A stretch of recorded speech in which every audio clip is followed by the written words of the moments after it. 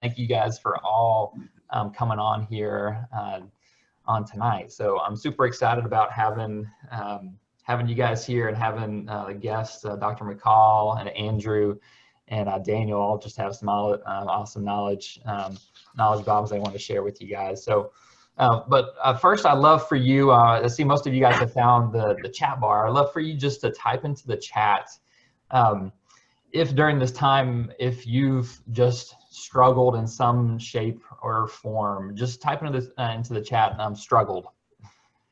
Maybe it's physically, mentally, emotionally, that you're working, through all this.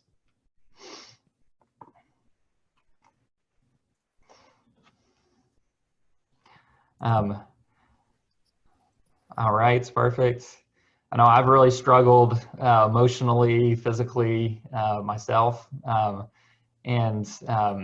yeah, thank you guys for sharing. Our hope, I know I'm speaking for all of the panelists here, is that we recognize that there's a lot of changes, there's a lot of things going on, and so we want to help people find answers to their problems and help people physically, emotionally, mentally, just to overcome, this time period, so that when we look back on everything going on, like we can look back and see like how we've overcome and see what we've been able to really conquer despite some of the obstacles of the world like at this time.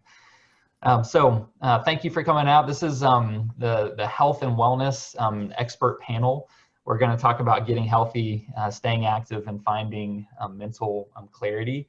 And so I've gotten some overwhelming feedback even before this first one, with a lot of people just interested. And so just to let you know, this is actually the first of a series. So my hope is that the next few Thursdays, hopefully at 6 at the same time, that we'll just have a different guest panel just to continue sharing with you some helpful, healthy wellness tips, recommendations, advice, just from local experts. So I would invite you guys to come back to the panel as we bring just more experts on. So the guys we got on today are the trailblazers as we're figuring all this out. So thank you guys for helping to blaze that trail. What I find is, we're all struggling oftentimes, mentally. We want to have mental clarity and to ultimately have peak mental states. What I find is we also need peak mental states, and they go hand in hand. Without one, you can't really have the other. And I know when I'm feeling down, anxious, even a little depressed, the quickest way that I find to get me out of it is oftentimes through exercise, just to release those natural endorphins. And so, to do that, you have to have a body that can move, you have to have the right type of fuel, but you also have to have the right type of mental state to go into some sort of movement. And so we're going to hit this from different angles today, but with the goal of really giving you a better both mental and physical state. So thank you guys for joining us. We're a few other things navigating here and just the flow of this. So we're going to go in segments. So Daniel's going to start us off in here just a minute, talking about mental clarity and overcoming grief. And so each presenter will have about 15 to 20 minutes. We're going to have a few minutes after each panelist to ask some questions. So the easiest thing would be to type into the chat bar if you have a question, and they can answer that. At the end of all the talks, we'll open it up to the floor as far as any other remaining questions that you have. So a few questions right after each topic talk, and then we'll have some time at the end. But I know that everybody will be, you can get in touch with us if you have questions that don't get answered. We're happy to get the answers that you need. One thing that I want to congratulate everybody on being on the call. I do know that there's a lot of things that you could be doing with your time right now. You could be watching Tiger King, binge watching Netflix. I don't claim to be an awesome entertainer. There's probably a better place you can go for entertainment. But what I do know is just by being here is you're making a statement that you value your health. And I just want to congratulate you on taking the time to value your health and being on with us for the next hour. So it's just a huge step that you're well ahead of the pack just by making that commitment of being here on this health panel series. So I believe that's all the annual orientation. I'm going to hand it over to Daniel to start with his talk. Dana, you know how to, do you have something to share on your screen? Yeah, I do, and I'll pull that up in just okay, perfect. a second. You can take it from here. Great. Well, John Mark, thank you for putting this together. I know it's a undertaking to kind of shift gears and learn some new things in this interesting time that we're all in, and so I appreciate you putting it together and inviting us to be a part of it. And as John Mark said, there's certainly a link between physical well-being, mental well-being, emotional well-being. All those things are related. And so I'm going to share a little bit about emotional health, and specifically the topic of grief. And just a quick minute about myself. So I'm from Knoxville, grew up here and live here with my family. And I'm a coaching consultant for individuals and organizations on emotional health and culture. And so let's see, I'm going to share screen here. We'll get started. Just a second. Okay. Let me scoot something up. So we're going to be talking about mental clarity and strength by processing grief. And some of you may be thinking, why in the world are we talking about grief when it comes to, learning some tips on being healthy and, shifting gears, as most of us are spending more of our days at home. The reason is because I believe collectively across our country and even our world, we are all experiencing grief to some degree. And what I mean by that is David Kessler, who's the author of On Grief and Grieving, defines grief as the death of something. So a while back, before I went to graduate school, I would have told you that grief is really just for someone who's passed away and grieving the death of some person. But research shows that grief is important when there's the death of really anything. And as you can see in the note there at the bottom, our world has certainly changed due to this pandemic, and change involves loss, and loss needs to be grieved in order to have mental clarity. For me, some of the losses that I've experienced are there's a loss of normalcy that my family and I are in every day, where our kids used to go to school. They used to do some athletics. We used to go to a church building on Sundays. There's things that have changed, and so life is no longer normal at the moment, and that is certainly something that I'm grieving, and you guys may be as well. And it could be really the loss of anything. For some it's maybe the loss of a family member to the virus, or maybe it's the loss of a job. There's all sorts of things that you can plug into, and I hope that if not in the immediate moment right now, that you would take some time to think through what is something that I need to grieve during this unique season for all of us. Dr.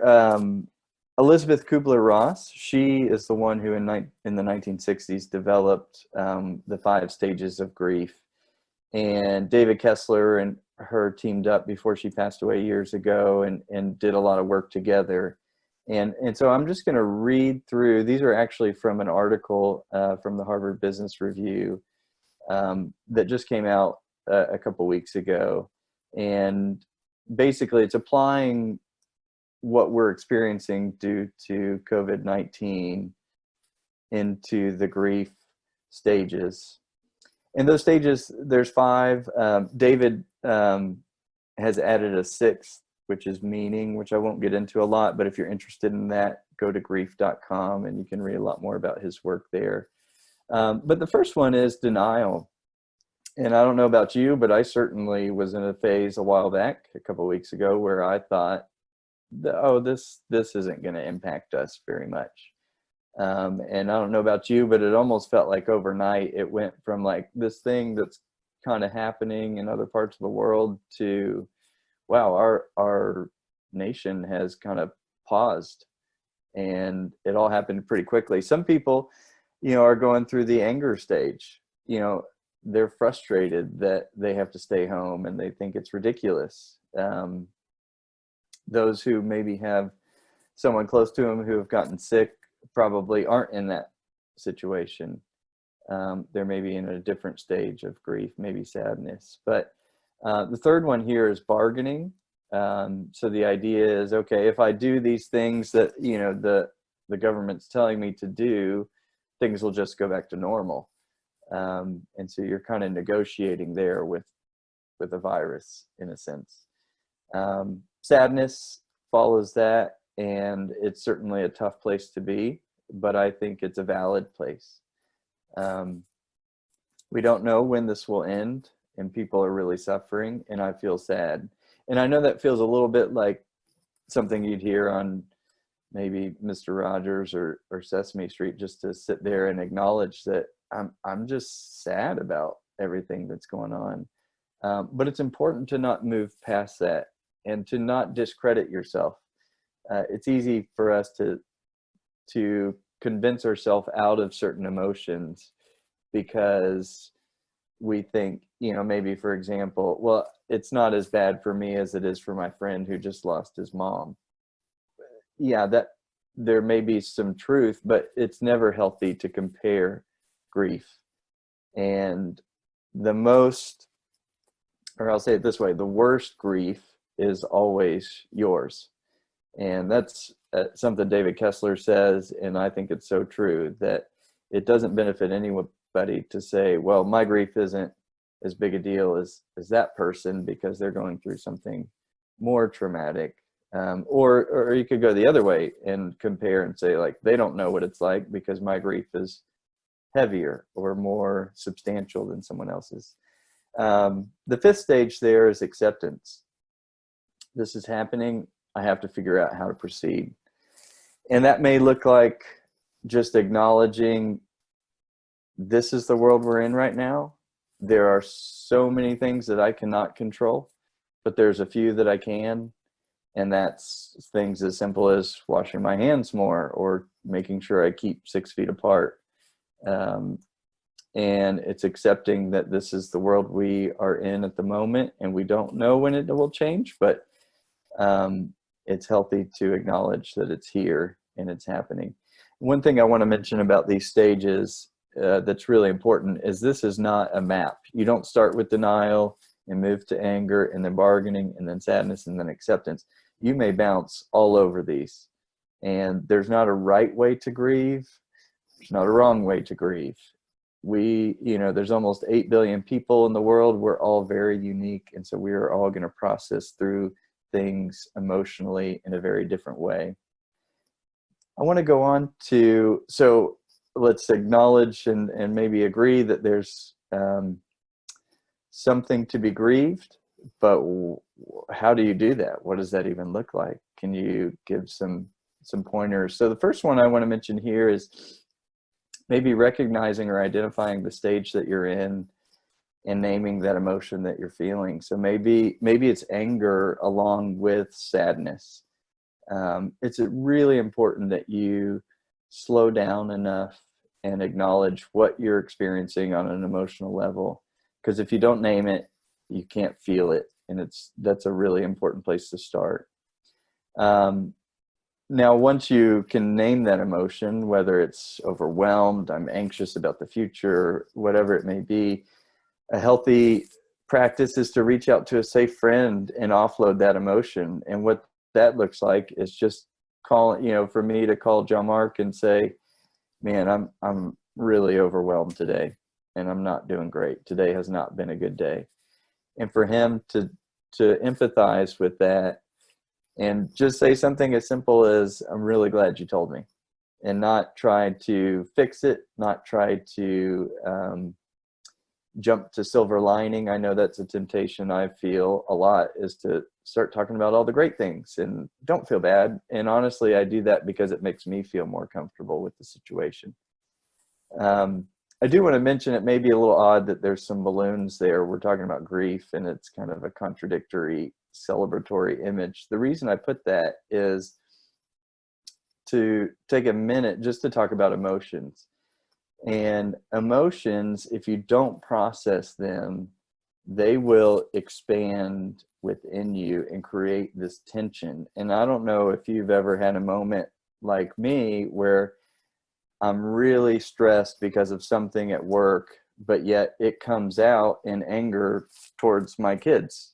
And maybe something as simple as they spilled their water at dinner and I just am so angry and I lose it. Well, the reason is because I didn't process that emotion before I got home. And so it's just building and building in this tension, and it will find its way out.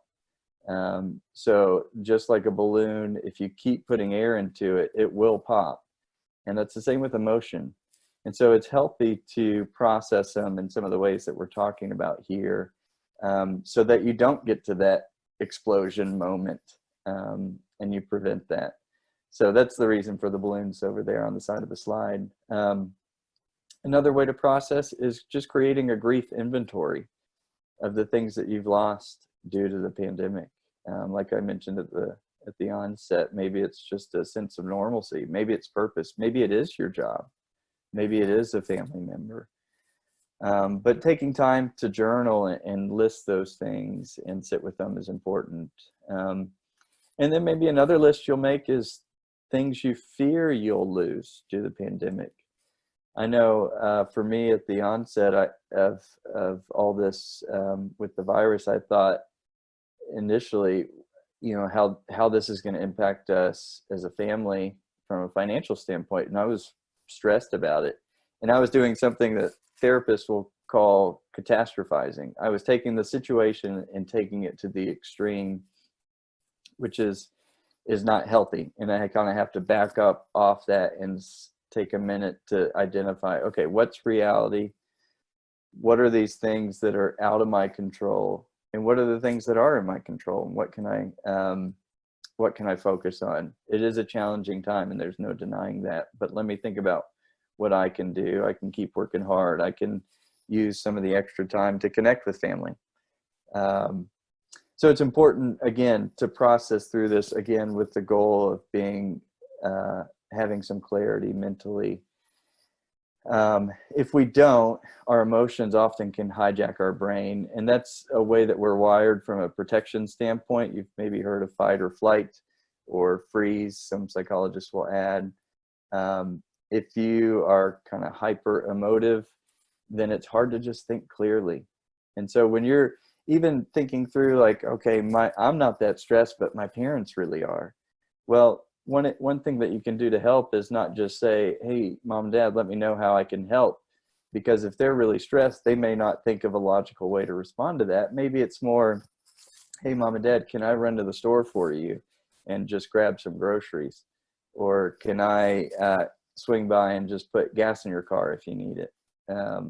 Whatever it may be, it's good to give some practical solutions so that they can process that healthfully. So on this part, I want to talk about how do we find strength? And one of the number one ways is staying connected to people. And this is a really unique time because we are basically being told to not interact with people, just for everyone's safety. And so using things like Zoom or FaceTime are ways to do it creatively. Maybe it's sitting outside and keeping a safe distance, but having a conversation with your neighbor. There's a lot of research in this work from Harvard Medical School is pretty interesting, that people who are more socially connected to family, friends, and community are happier, they're physically healthier, and they live longer. And this isn't necessarily tied directly to COVID-19. This is just in general. Actually, the study began in 1938, and it's been going on a long, long time as they've been researching individuals and what is linked to an individual's happiness. It's staying connected. Another thing to do to find that strength is express gratitude. Take a minute to just think through, what do I have? I know we've been talking about what I've lost, but what have I not lost? And don't forget that. Write it down. Think about it. Spend some time with it. Remember what you have in the present. Another thing to do is be generous. I love this quote. It's very simple. I just heard it on a webinar yesterday with a doctor from Nashville. She said, it helps a person to help a person. And so if that's a neighbor or a family member, you're going to help them from a practical standpoint, again, with the example of grabbing groceries, but you're going to help yourself too. It's good for you mentally to reach out and help someone. And just as you all can imagine, we each need an extra dose of compassion right now. And what I mean by that is, you may find your spouse or a colleague on a call or someone else losing it, or maybe, you know, short-tempered or being hypercritical or whatever it may be. And I think we need to offer each other grace, because there's a lot going on for people that we've never experienced before. And it's a challenging time. And so having extra compassion for others is a really important thing too, for your own mental clarity. This last point here I think is really interesting, and it's from a therapist named Mike Foster out in California. And he said it's important to establish a marker of hope. And what that is, it's not a false hope, but it's recognizing that this will come to an end at some point, and maybe life isn't exactly normal as it was before, but it will come to an end. And so when that happens, what are you going to do? And so one example was, maybe you buy a gift card to your favorite restaurant and you have it on your desk. And as soon as you're allowed to go back and they're allowed to have guests sitting inside and not just get takeout, you're going to go enjoy a meal at your favorite restaurant. Or maybe it's, you know, you've got a shirt picked out for when you can finally go back to the office or back on the stage or wherever it may be. And so it's establishing this physical marker of hope that you have to look forward to when things return to, again, somewhat normal environment for us. So that's it from me, and I'd love to answer some questions if you all have some. I'm the president of Sequoia Leadership Collective, and I do one-on-one coaching. And so you can see there on the slide that if someone's interested in a little bit of a discount from the normal fees, I'd be happy to help. My contact information's below too, and you can read a little more about us on our website.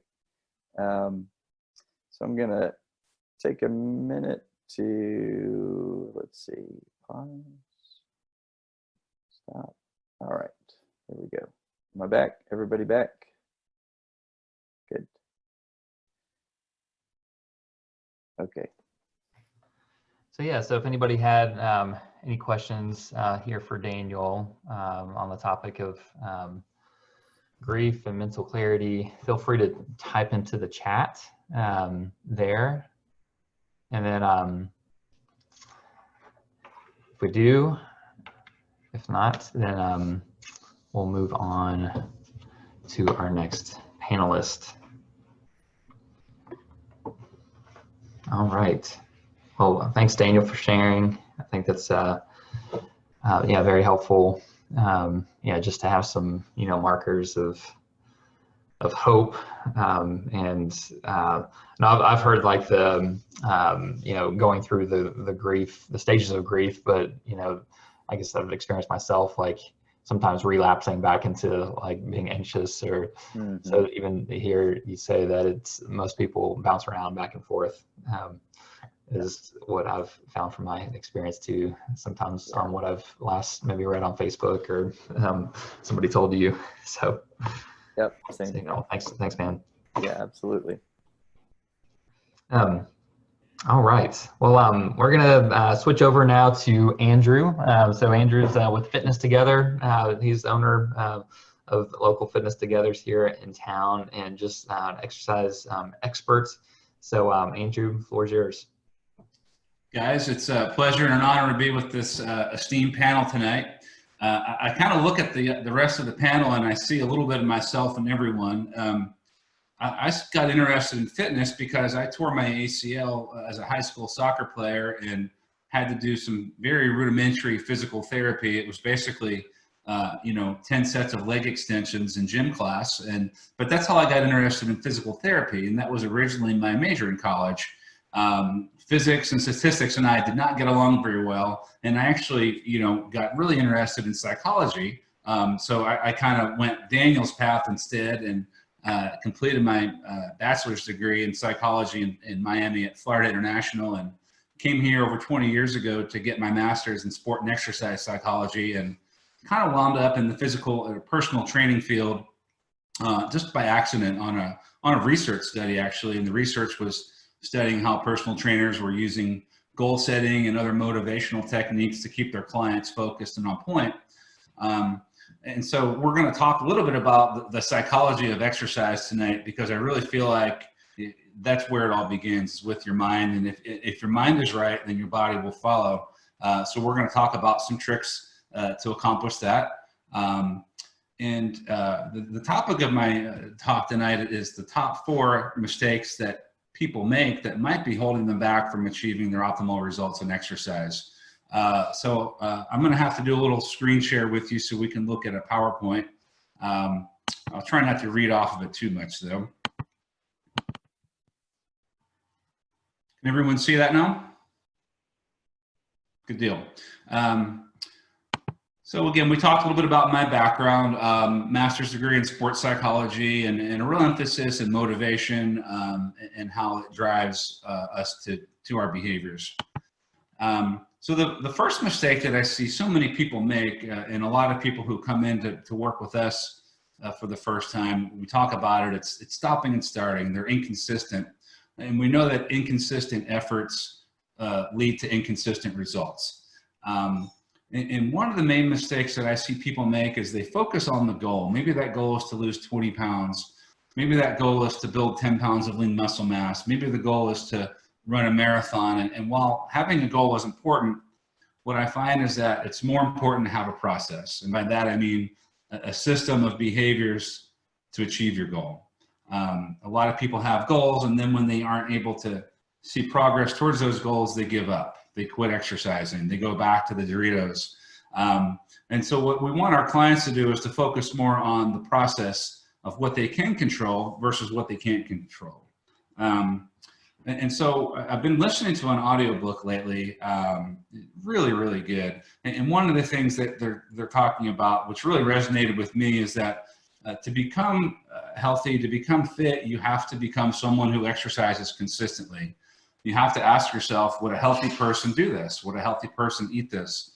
And so instead of focusing on losing the 20 pounds, we need to focus on becoming the person that we want to be. And by doing that, we'll eventually lose the 20 pounds. And really, every decision that you make throughout every day counts. We don't get any freebies when it comes to progress, especially physiologically speaking. You either took your medicine or you didn't take your medicine that day. You either did your therapy exercises or you didn't do your therapy exercises that day. You either ate poorly or you ate healthfully that day. Your body doesn't care what the excuse is. It just knows that you did it or you didn't do it. And so that's the first thing we need to focus on, is systematic daily behaviors, waking up at a certain time, going to bed at a certain time, having a meal plan set out, knowing what your exercise program is for the week. So that way you're set up for success and not failure. There's an old adage, people don't plan to fail, they fail to plan. So lack of planning is really the first mistake that we see people make. And the first thing that I want to address with people is, let's get a plan in place so you know what your job is every day, to become healthy, to become strong, and to lead a more vital life. And that begins with a mindset. Right now it's really easy, in my opinion, to be inundated with negative messaging, or messaging that raises our stress level. And we know that increased stress equals increased cortisol levels, which makes it harder to lose weight. And so literally the brain tells the body what to do depending on hormone levels and depending on stress levels. And what we feed our brain is really important right now, because it's easy to look at the stock market go up and down, to look and see how many cases of COVID-19 are there in my community. It's easy to get freaked out right now. And so it's important that we balance that out with positive messaging. And so to consume more productive messaging, I think you have to be deliberate about it. Audiobooks work really well for me, because I spend at least a half hour in my car every day, and I can listen to sports talk radio, which is talking about nothing. I can listen to news, which freaks everyone out, or I can try to use that time to really bolster myself, improve myself, become smarter, become more motivated, and become a better person. So for me, I call it Automobile University. It's very effective. So I'd recommend that as well. Two particular books that I'm listening to right now. One is called Atomic Habits by James Clear. And what I really like is this quote here. It says, "Goals are good for setting a direction, but systems are best for making progress. All big things come from small beginnings," right? And Atom is the building block of everything, right? But it's tiny, you can't see it. The same with our goals, right? Every goal has an infinite number of decisions that impact our ability to reach the goal at an atomic level. The big things come from small beginnings. The seed of every habit is a single tiny decision.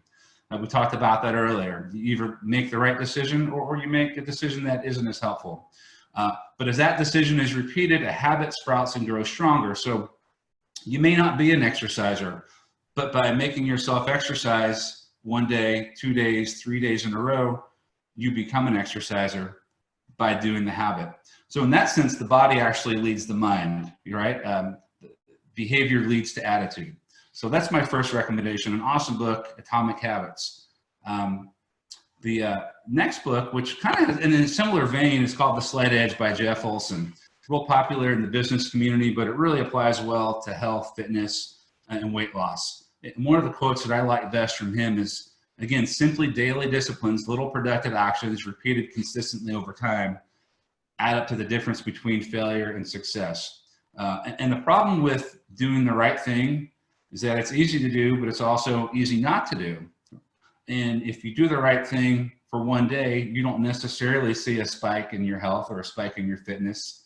If you do the wrong thing for 1 day, you don't see a decrease in your health or a decrease in your fitness.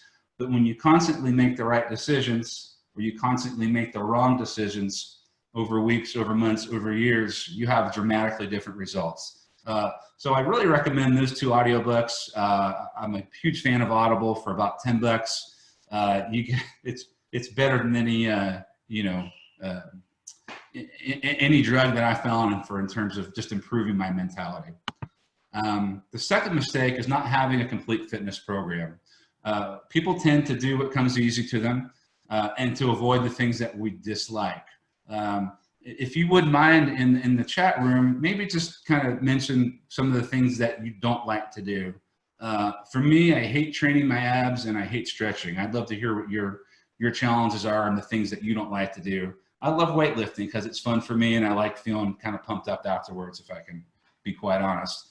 But a balanced and effective exercise program really should address all three components: your cardiovascular health. Your heart and your lungs are probably the most important muscles in your body, most important organs, I should say. Strength training has been shown to have a higher correlation with longevity, hand grip strength, than many other health factors that we thought were much more important. And then flexibility training.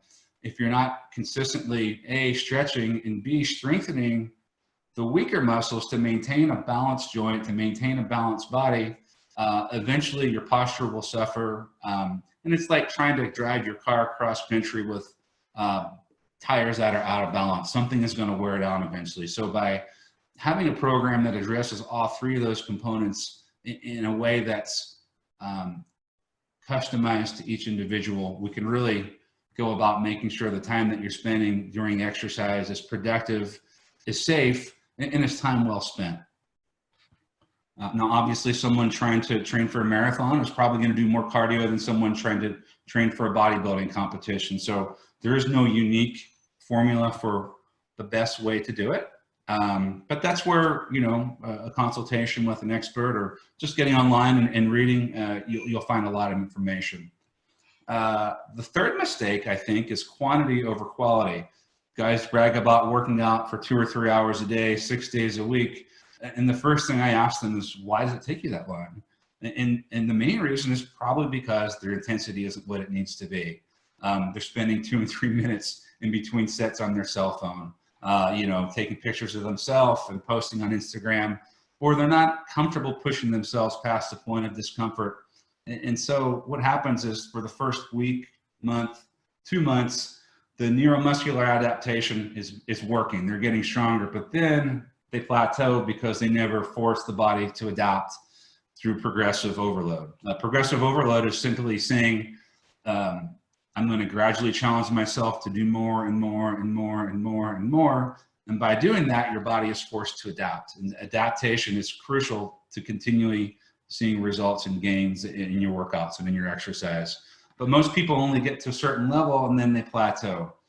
Maybe they injure themselves. Maybe they get sick. Maybe they go on vacation. Maybe they lose their motivation. So my big tip, and maybe the most important component to that exercise prescription equation is intensity. How do you measure intensity? Well, you measure it by heart rate during cardiovascular exercise. You measure it by muscular fatigue at the end of your set of exercises, right? You should at least feel a little bit of a burn, feeling like you're sweating, feeling like you're working, slightly out of breath. If you're not putting good effort into it, you're probably not going to get good results. And whether you're a high school athlete or a grandmother in their 70s, unless you're gradually, systematically challenging yourself to improve, you're not going to improve. No big shock there. A little bit more about intensity and some keys that we recommend is to have a written plan.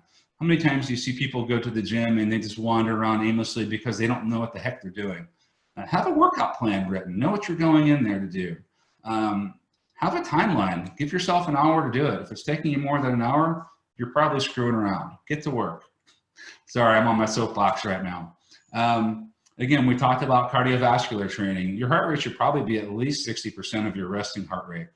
To find your resting heart rate, a ballpark way of finding it is just to subtract your age from 220. If you want a more technical version, I'd be happy to give it to you. But if you're not training at least 60% of that number, you need to step it up a little bit. I find that people get distracted a lot when they're exercising. So put your cell phone on vibrate. Better yet, leave it in your car in the locker room. Put on your good old-fashioned, I'm old school, put on your Walkman, right? No possible distractions. I like to rock out to gangster rap and to heavy metal. Put on whatever gets you going, though. Music for me helps me keep my intensity. Get a workout partner, someone that can push you, someone that you can push. Join a fitness class, or better yet, hire a personal trainer. Shameless plug. And then the last key that I'm going to talk about is to avoid overtraining. Because if you're training every single day, it's easy to lose your intensity because you burn out. I recommend, very focused strength training 3 to 4 days a week. Focused cardiovascular training about 3 days a week. That's what I do. But I also give myself about a day or two off every week to recharge my batteries. And then the last mistake we'll get to, which kind of segues in from that, is not getting enough recovery. The key to getting stronger is not exercise, it's the recovery in between exercise sessions. Your body doesn't get stronger at the end of a workout, you're more tired. But the next time you work out, you should be a little bit stronger. And the way you do that is several ways. Sleep. Most people are sleep deprived. 7 to 9 hours of sleep is what the Sleep Association recommends right now. Nutrition, and I believe Dr. Mark is going to talk about that a little bit later. If you can replenish your muscles with glycogen, specifically quality carbohydrates, within 2 hours, your recovery is going to be better. You should be getting about 1/3 of a gram of protein per pound of body weight, especially if you're in a strength building program. Hydration. Most people are chronically hydrated. Your program should allow for muscle recovery so that every 48 to 72 hours, you can work those muscle groups again. But give those muscles at least a solid 48 hours of recovery so they can repair and get stronger. And then look into some other therapy, recovery techniques like massage, foam rolling, cryotherapy, cold water baths, stretching, and John Mark might be able to help you with some ideas as well to help with recovery. Guys, if you have any more questions, feel free to reach out to me. John Mark can provide my information. We are doing virtual training right now. I've been training clients from this very gym in my home all morning long. To learn more about that, visit knoxstrong.com, and we'll do an initial complimentary trial session and consultation, absolutely no charge. If you want to continue, great. If not, no problem. I appreciate you guys joining me tonight, and I'm looking forward to hearing Dr. Mark and John Mark. Thanks, guys. Have a good night.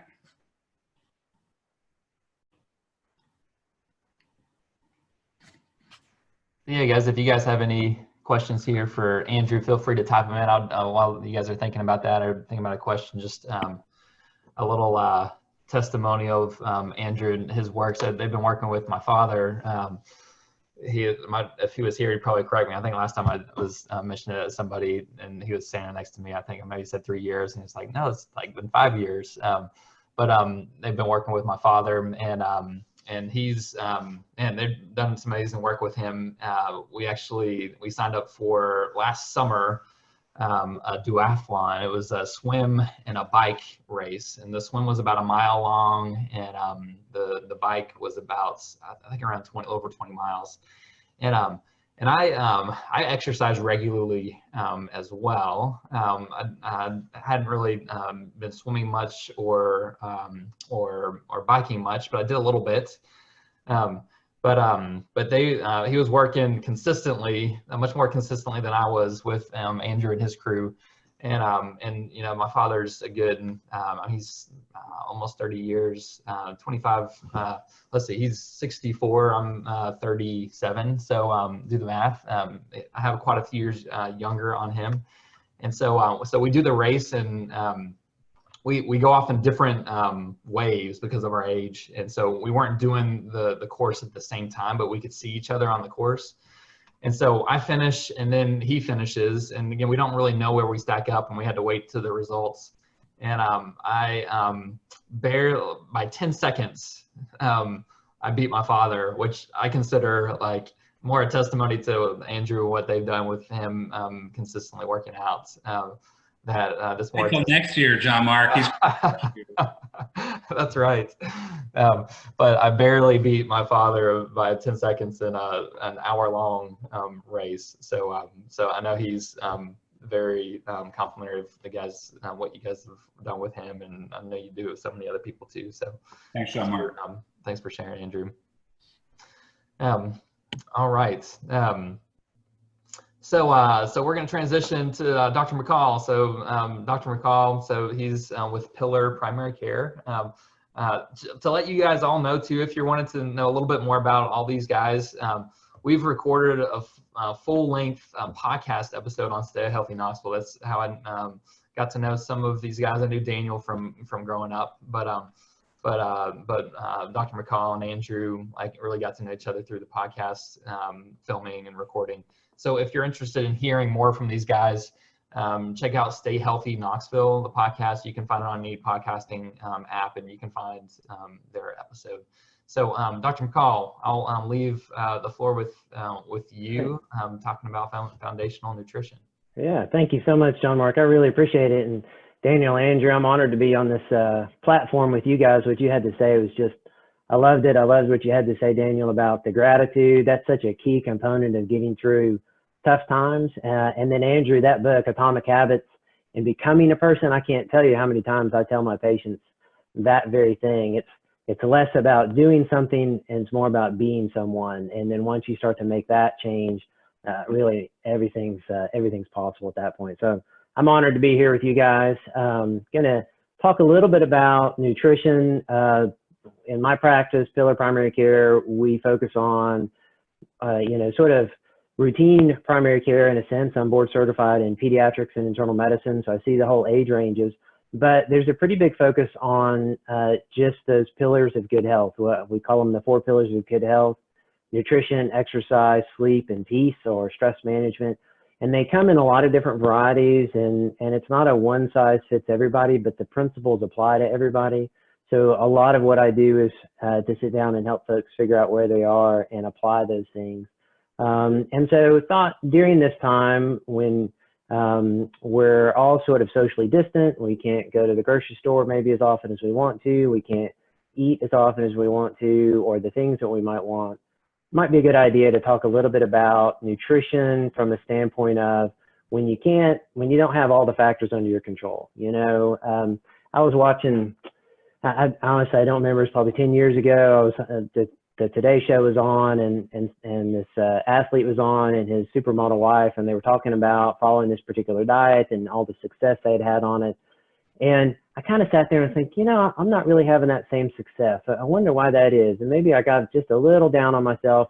And then they started talking about their personal chefs and their personal shoppers. And I'm like, oh, I wonder if maybe that has to do with it, as I work for a living and have to do my own shopping. So, we don't get to control all the factors. And so we have to think about those principles. And then once you identify those principles, then it's a little bit about, like what Andrew was talking about, is becoming someone, so that when you're at the grocery store, or when you're in a situation, you can make some choices to help with that. So let me pull up my shared screen here. So looking at foundational nutrition where circumstances aren't ideal. And I called it foundational nutrition just simply for the standpoint of the basics are still there. Those principles still apply, but sometimes we have to make some alterations in that. So first of all, where do I think the foundational nutrition is? Well, it's pretty straightforward.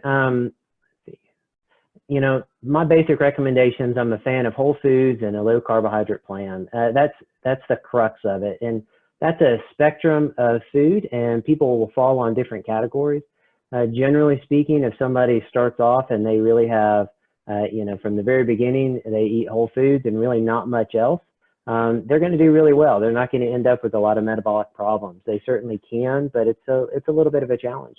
Most of us didn't do that. Most of us grew up in the era of microwaves and breakfast cereals. I loved Pop-Tarts growing up, so that was always a challenge. And so we have to think about carbohydrates, and we have to think about how many carbohydrates somebody needs, and how we might want to restrict them to make improvements in their health. So I take care of a lot of folks with diabetes and insulin resistance and metabolic syndrome. And by reducing their carbohydrate intake, we basically cure those things. It's pretty easy to get people off insulin. It's pretty easy to start to reverse those things once we start to utilize that sort of paradigm, understanding that there's no essential carbohydrate. There's no carbohydrate in the universe that your body has to eat to survive, whereas there are from amino acids and fatty acids. And so proteins and fats are required for survival where carbohydrates aren't. So that's kind of one of it's the big crux of what we talk about.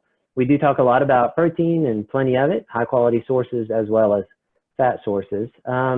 And so that's kind of the big part of what we eat. The second thing is when to eat it. So one of the things we talk about is eat when you're hungry, and don't when you're not. And that's a big deal. You would kind of never stop and fill up your car when you've just filled up your car 5 minutes before, or an hour before. If you don't need gas, you probably shouldn't stop. And that's a little bit the way the body works. And we tend to fill up on schedule, or sometimes we fill up out of convenience, and we eat perhaps maybe when we don't need it as much. And then I'm a big fan of fasting. So fasting really has a huge benefit. It's the ebb and flow of the seasons played out in the body in a 24-hour cycle. And it's such a good way for the body to reset and restore. There are things that happen 12, 13, 14 hours in the fasting that don't ever happen at any other time. So if we're not giving the body a chance to do that, then we never see those benefits. And it's pretty safe to do as well. So we see a lot of pretty big improvements in that. So that's a kind of a basic structure that we look at, and there's a whole lot of nuance there when we're talking with patients through that. But so what are some suggestions for tough times, things that we're thinking about. I was brainstorming these things. What are the ways that I encourage my patients and how to help with that? So the first one is this time of social distancing and being at home, it's life, it's not a vacation. So, you know, the last day of school for my kids who are in high school was the Thursday before spring break. So they got out of school and we didn't have to go back on Friday. So it basically just started spring break. And maybe I'm alone in this, but we sometimes have some vacation food in my house or on vacation that may not be what we normally eat. And so we kind of started into that just a little bit. And then the social distancing and kind of the staying at home really got into gear. And we had to make a conscious decision to realize, no, this is just the new normal. This is just life now. And life involves making good choices. So it's not vacation. It's not every day gets to be maybe celebratory food, and recognize that this is just life. The second thing, though, is give yourself some grace. This is a tough time. So this isn't a time where we need to start out and make the hardest choices, to be on the strictest plan, to really jump into it. You know, certainly we can. Sometimes we have more factors under our control, being at home and not being out at work as much, but oftentimes we have less. We have fewer choices. Maybe I actually heard from a lot of patients that are kind of looking at the back of their pantry or the back of their freezer and what they still have, so they can limit their time out in the grocery stores.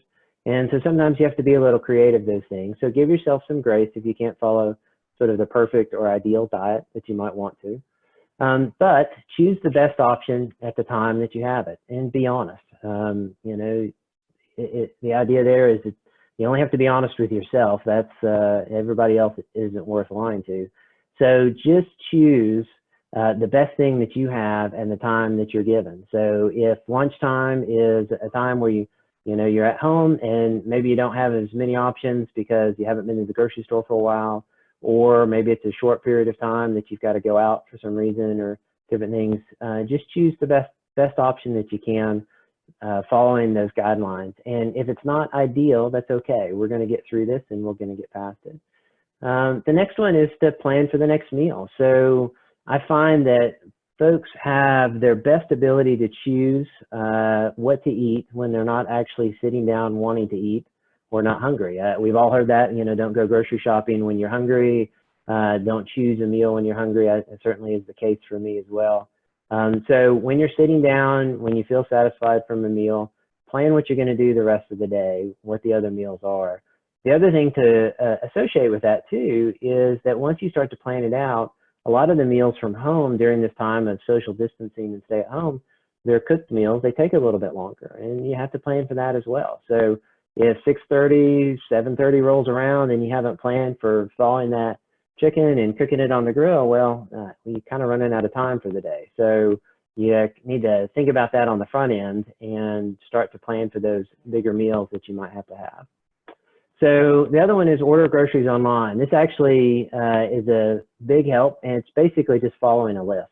So what we talked about, what Andrew talked about making a plan for exercise, that applies in so many venues, and I can't tell you how much I would encourage you to do that with exercise and with food choices, is to write your plan down.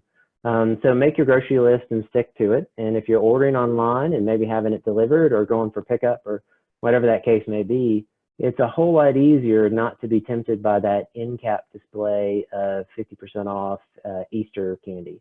So it's really simple to leave that alone and make some better choices and just limit that cart. So the next one is to enlist some accountability. And I think this plays into what Daniel was talking about, is reaching out and being connected.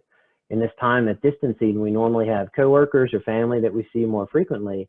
And right now, maybe we're not. And so you feel a little bit isolated, you feel a little bit alone, and you feel like you're in it by yourself. Scripture says that a cord of 3 strands is not easily broken. And so if you take some time to weave yourself into somebody else's life and theirs into yours, even if that's electronically through a Zoom meeting or FaceTime or just text messaging, whatever the case may be, you'll find greater success in these areas.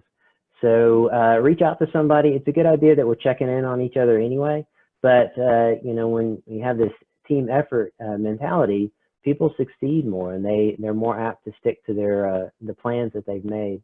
And then the last one is adding in those fewer meals. If the meal isn't perfect, then it's a great time to start thinking about how do we apply some of the fasting. So the two simple ways that I engage a lot of folks into fasting is one's called the 16 and 8, which is where you do 16 hours of fasting and 8 hours of a feeding window. Basically, for most people, that's just skipping breakfast. That's skipping a meal.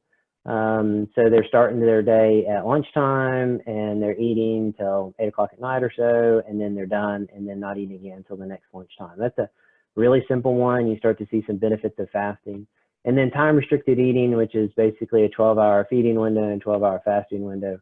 The reason I bring those two things fasting up, those two models of fasting up, is a lot of people feel like fasting is a real challenge. It's a real struggle.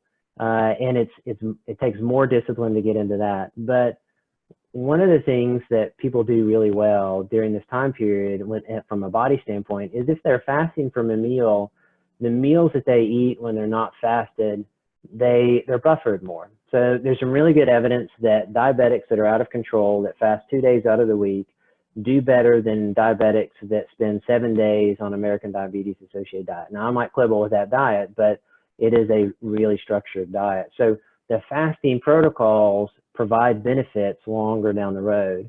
And the way a lot of people are used to high intensity interval training. And we know from high intensity interval training studies, if you do a really intense workout in those cycles, you actually see metabolic benefits for 7 or 10 days down the road. And that's very true with fasting also, is that once you start to do sort of that time restricted eating or fasting and you're stepping away from it, your insulin levels drop and people metabolically do really well over the coming days and even weeks.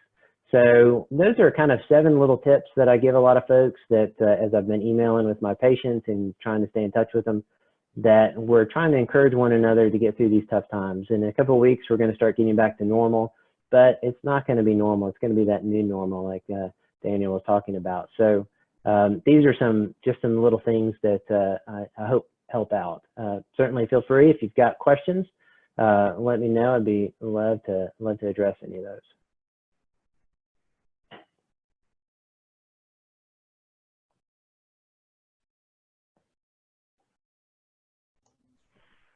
Thank you, Dr. McColl. All right, Aaron. thank you.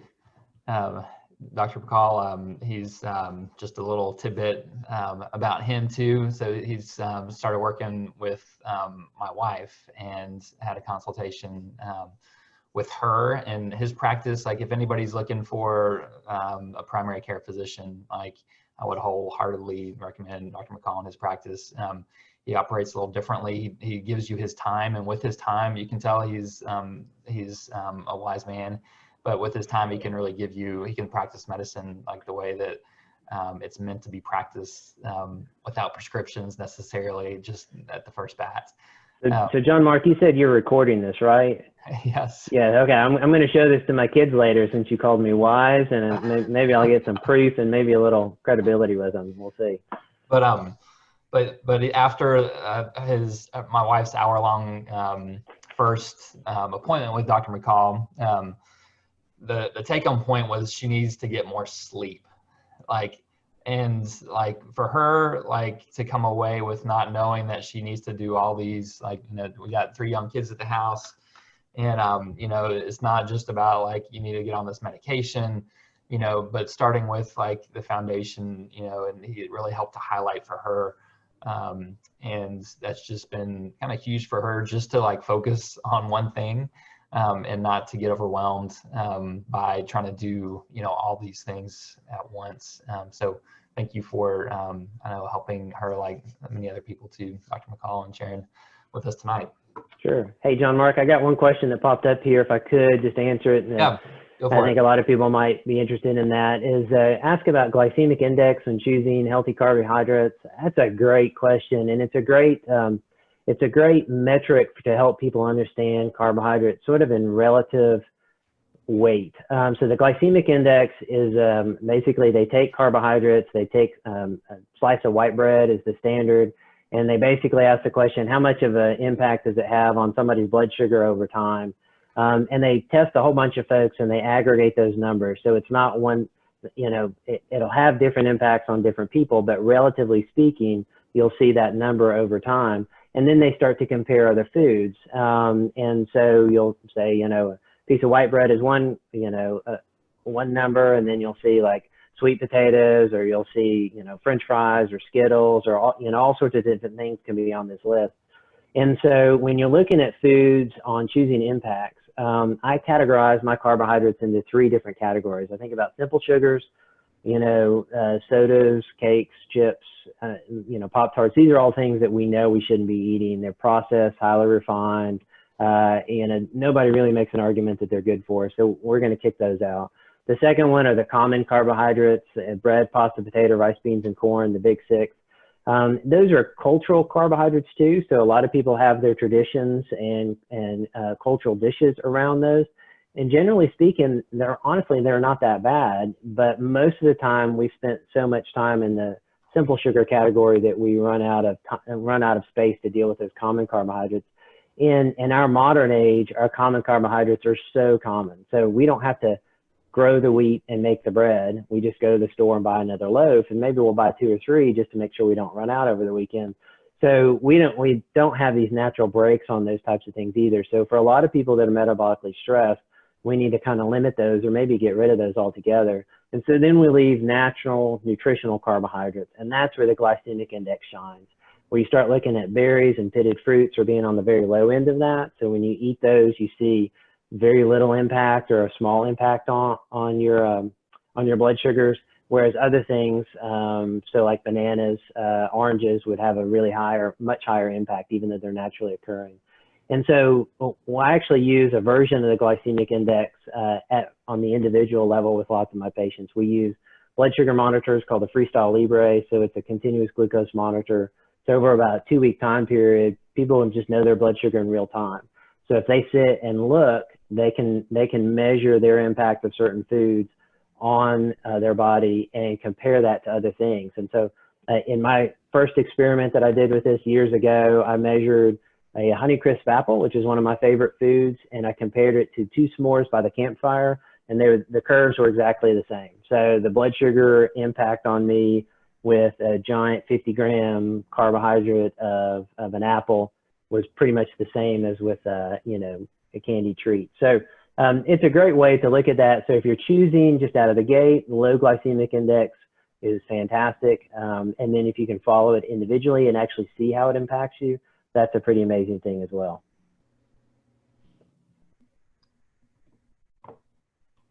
Awesome. Any other questions? Yeah, for Dr. McColl before we transition to myself.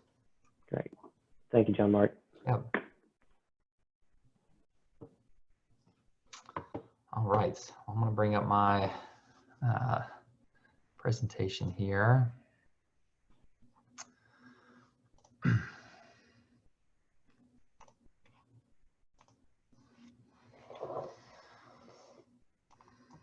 All right. You guys see that? Thumbs up. Okay. Perfect. So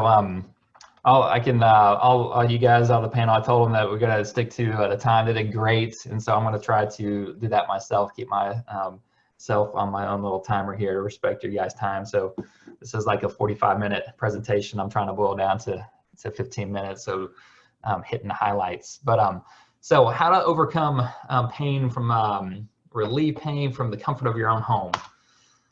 So really my mission here is to, one, give you some confidence, to hear some other people that have maybe blazed the path before you, give you some clarity, and help you to live your favorite life without pain. I know you really can't live the life that you want to if you're suffering with some sort of pain, and to help you feel excited about the future. I'd love to know if anybody is, I know with the people we have on here right now, even just to type into this chat, is anybody currently dealing with a pain, an injury, something that they're currently suffering from? Just type in the chat, let me know. I'd love to kind of know who we have here on the call right now.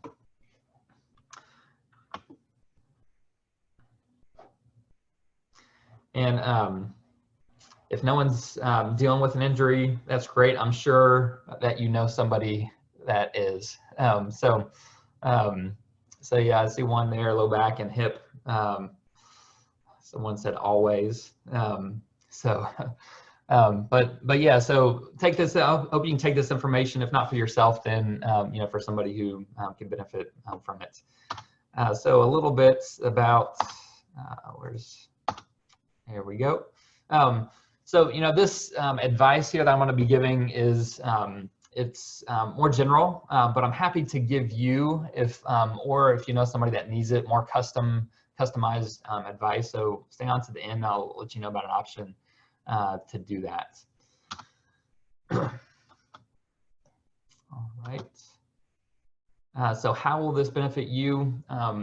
The first step is we really have to learn what is causing your pain. If we never get there, then we'll just be spinning our wheels. The second step is to learn why what you have tried hasn't solved your problem yet.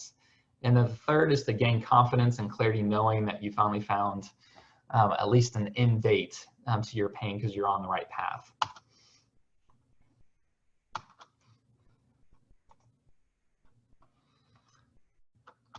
All right, so a little bit about me. I'm owner of Simply Physio, so physical therapy clinic here in West Knoxville.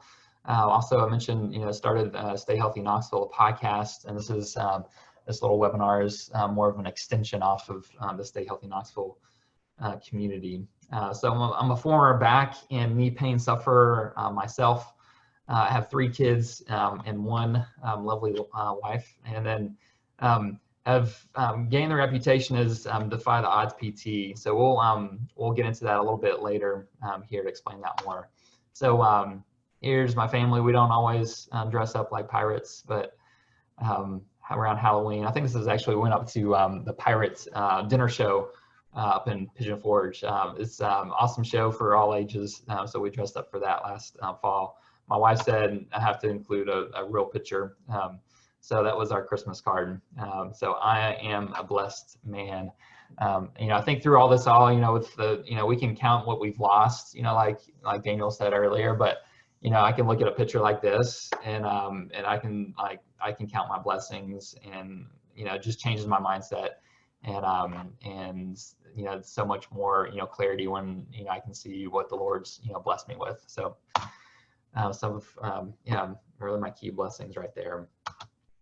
So there are really 2 ways to get out of pain. One's the natural way. The other one is the temporary, the Band-Aid, the potentially harmful way.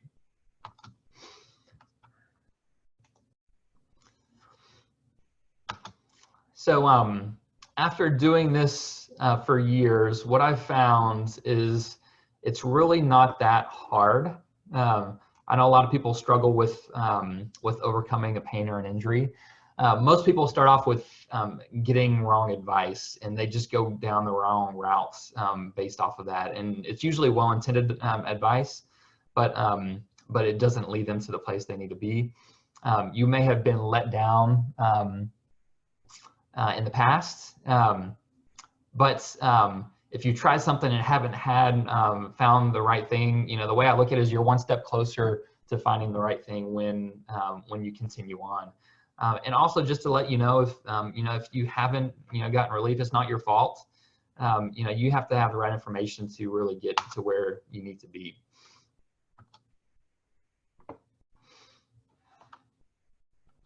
My clicker's going, it's a little delayed, so from one slide to the next. All right, slide.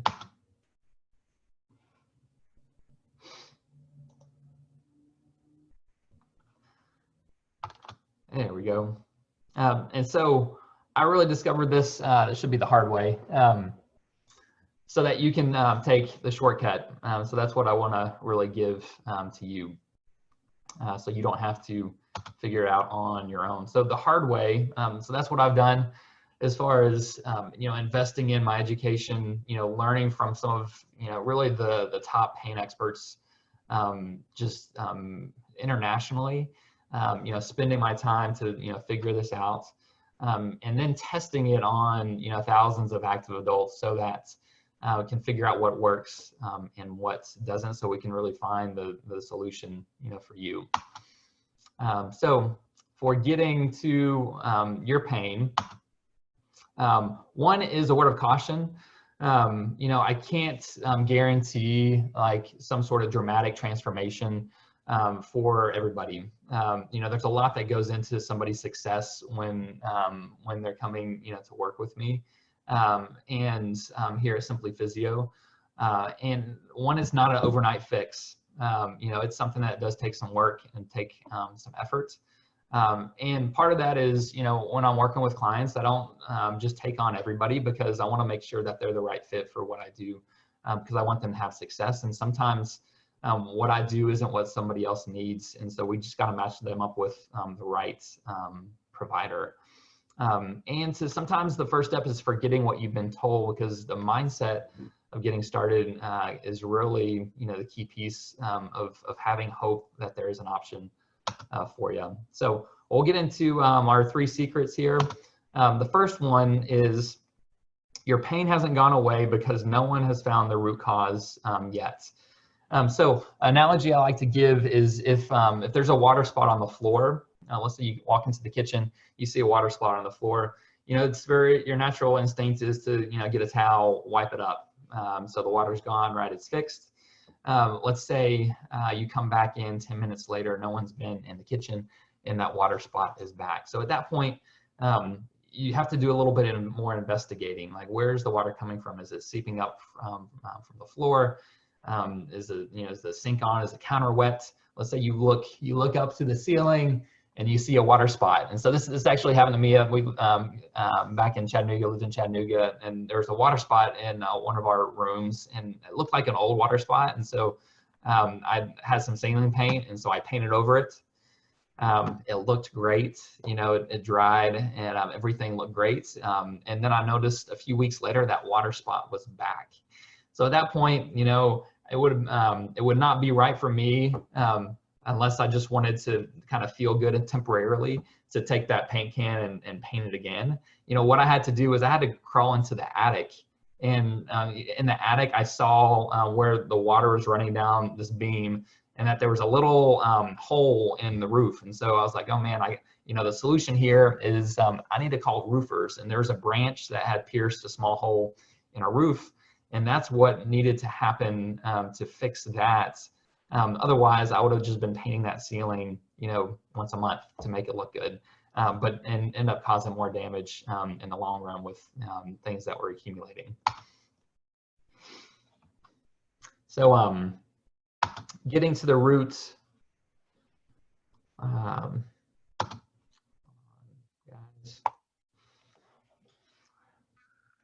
Here we go. I think I'm figuring this out. So figuring out a better way to advance the slide. So your foundation, what is your foundation? And one thing that we start off with is looking at your alignment.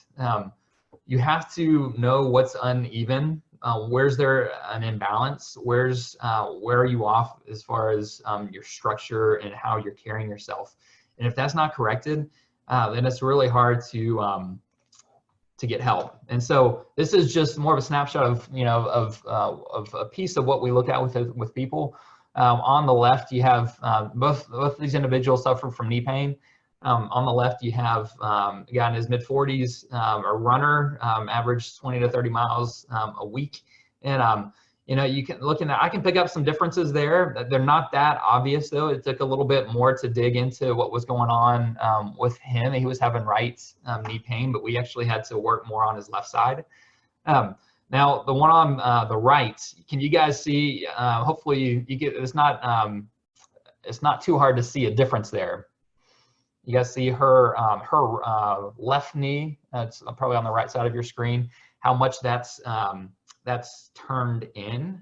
So she had left knee pain, and so but that starts to give us a little bit of the picture of what's going on. It still doesn't tell us what we need to do yet, right? We can see that the alignment's off, and so it's a starting point. So then we have to figure out, like, why is this knee turned in? Like, where's the imbalance? Where is it coming from? The foot? Is it coming from the knee? Is it coming from the hip? It's going back to that water analogy, tracing it out.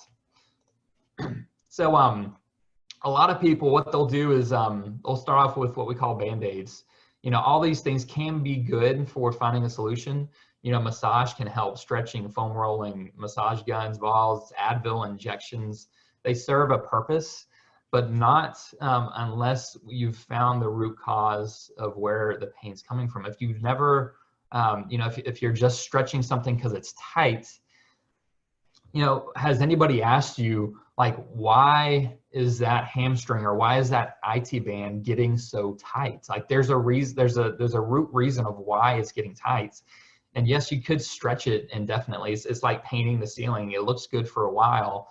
But then, next time you run, it's like super tight again. You got to keep stretching it out. So, the question I ask is why does that keep getting tight? And if we solve that, then we're really solving the problem. So I want to share just a quick little snippet of a client here and one other after this. But I'm going to go on maintenance because I feel so good. My golf game has improved, and my distance and my time is amazing. And I don't have pain, really. I mean, it's minimal now, but I'm excited because I was looking at hip surgery. They told me I'd be in a wheelchair for the rest of my life. They told me hip surgery is an option. Like, go ahead next week, have this. I'm going, no way. I want to do something else. So that's why I started coming to Simply Physio, because I knew that I had to do something else. And I didn't realize I would get this quick results this fast. Yeah.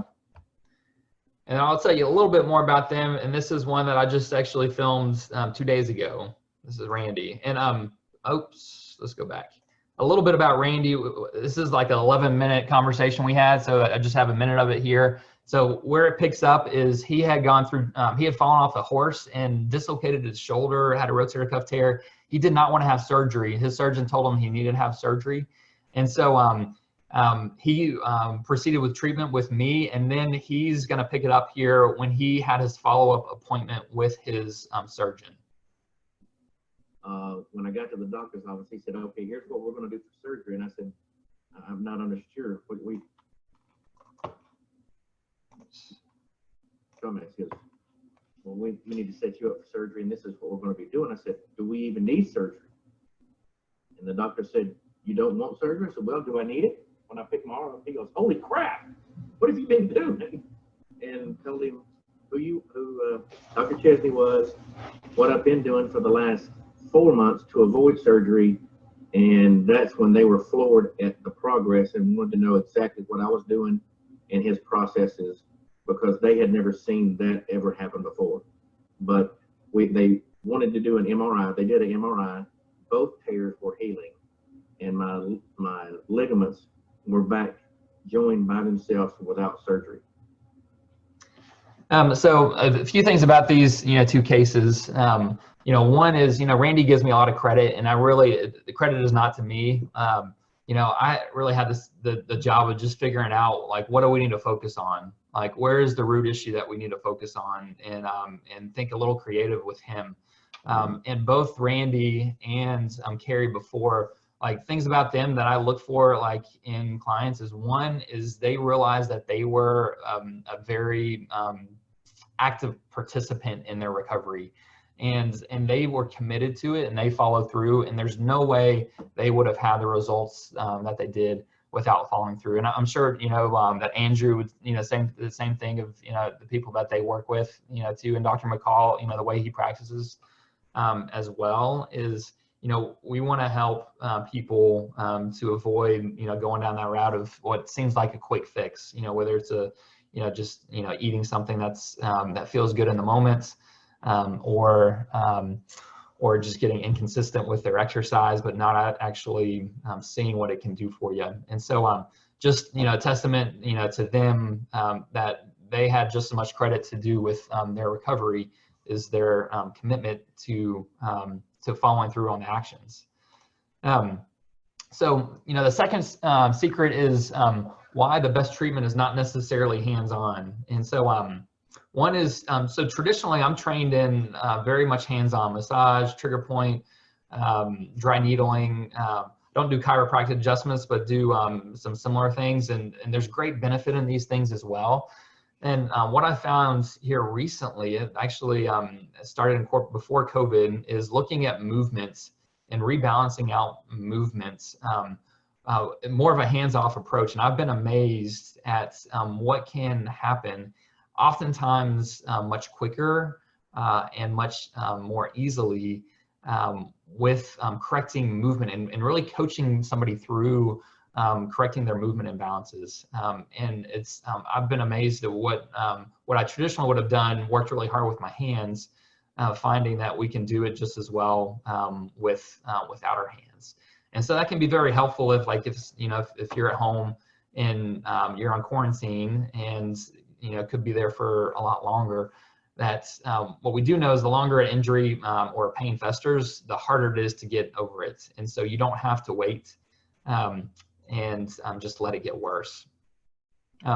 So the new way of really ending pain is knowing your body, finding those imbalances, finding the alignment issues, asking the next level question of do I just need to keep stretching this, or can I figure out why it keeps getting tight on me. So we'll skip through this for the sake of time here. So the last secret is anyone can break free of pain. And I hear people say all the time, I have arthritis, I have a bulging disc. The doctor told me it's it's worn out. There was just a study, I just was reading that last night about knee arthritis, and what they compared was injections, a steroid injection into the knee compared to physical therapy, and they looked a year out. And there's many of these studies, but this is just one that came out, is by the people that have physical therapy, their outcomes far outweigh the people that go down the injection route. And why that is because they're digging deeper to figure out like what is truly off and wrong. And when you fix that, you're gonna help somebody above and beyond what an injection is gonna do. So it doesn't matter if it's been going on for a while, there's still hope. If you've tried everything, I encourage you to keep trying. It may be with me, it may be with somebody else, but I do know that if you don't, try something, it's unlikely that it's going to change. And so I want to encourage you that if you're suffering, if you've had some chronic issue, to continue kind of that journey of looking for the right solution. You may have been told that it's arthritis and you're just getting older and you have to live to continue just to live with it. And I can tell you most of my clients have arthritis, and they recover, they get better, they overcome. They wouldn't have if they never would have tried, but somebody's arthritis isn't a death sentence of that you just have to live with it. So, questions to ask yourself, what are you missing out on if you're just dealing with this pain and continue to deal with it? What would it mean to be pain-free? What value would it bring to your life? And what do you want your life to live like, to look like?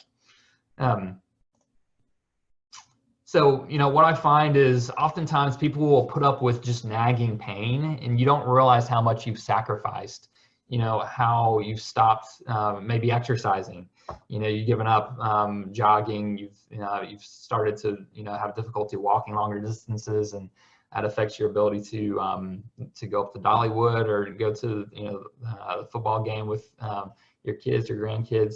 So I encourage you to fight back. A lot can be done, and so I just want to really encourage you with that. So I hope this past 15, I went over, I think my time, I think I'm right about 20 minutes. So,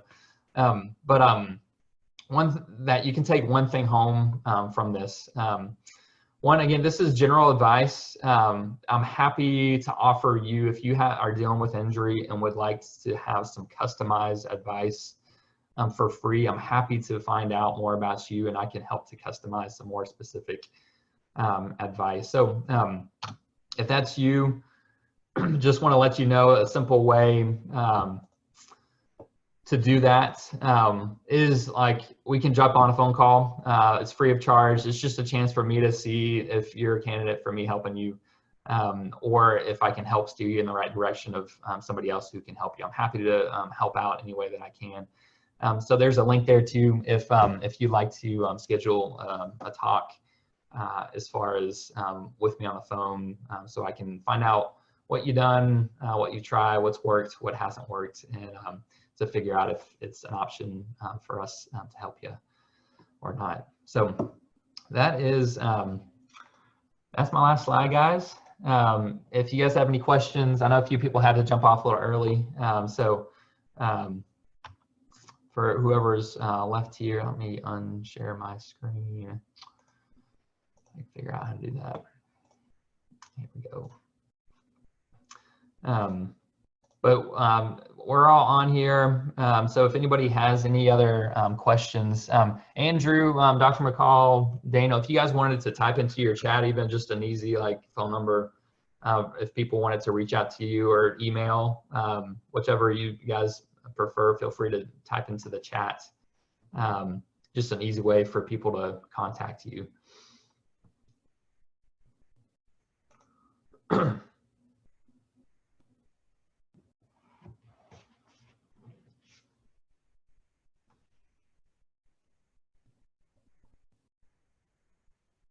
All right.